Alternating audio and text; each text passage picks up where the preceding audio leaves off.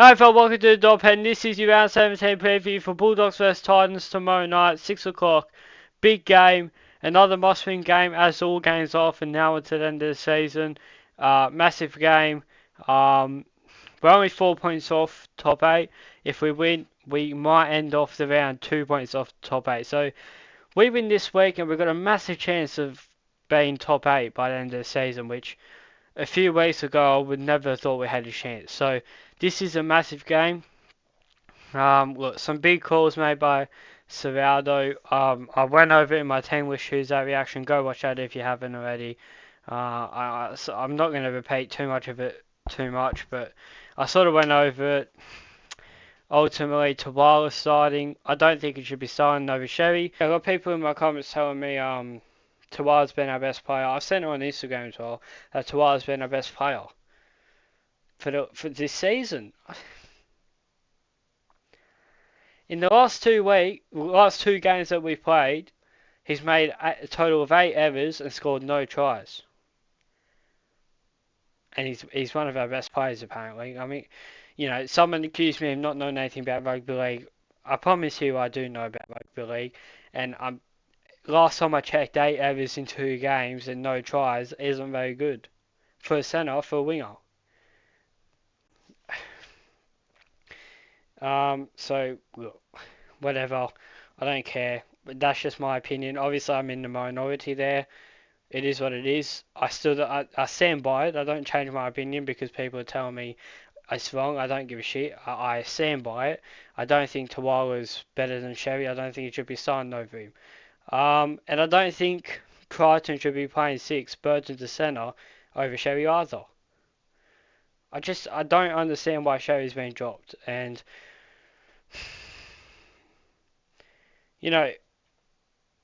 I think he's one of our best backline players this season. So it doesn't make sense why Sherry's been dropped. Serraldo wants to say it's, form and whatnot. Well, if it was form, then he wouldn't be dropped. I think something sinister's going on behind the scenes. I think something's happened and ultimately he's not going to be here next season and we'll see what happens. I think something more is going on. And I could be wrong, but to me it doesn't seem like just him being dropped for form. Why would you drop him? He's been one of our better players. I don't know. It doesn't make sense. Look, I'm not going to go much over the lineup again. As I say, go watch my team with Tuesday reaction. It is what it is. That might not be what the lineup ends up being. That's what they put out on Tuesday, and I think Crichton's playing 6 again. I mean, I think that's... Look, I don't like it. I did say last week, though, in my match reaction that I'd give it another week or two just to give it a proper chance.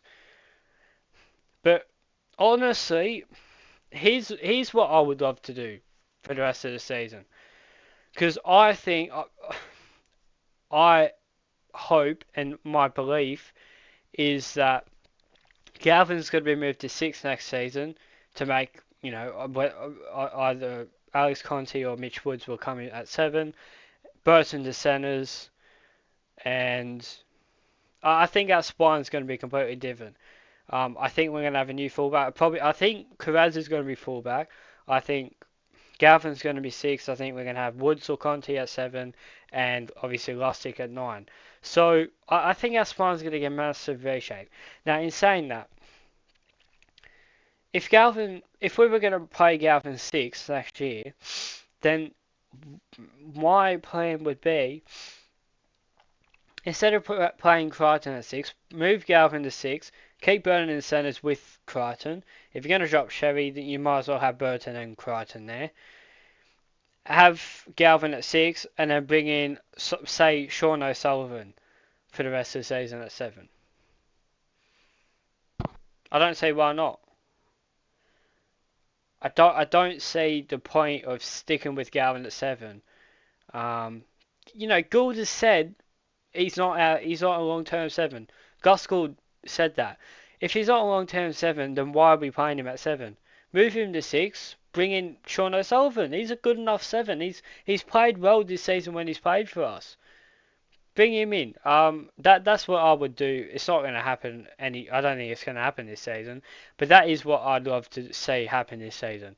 But back in the game, look, big game, Titans, 6 o'clock Friday night game. I believe it's in Gold Coast. Let me quickly double check. Yeah, yeah, it's in Gold Coast. So when you look at where they're on the table, you'd think, well, we should be winning this.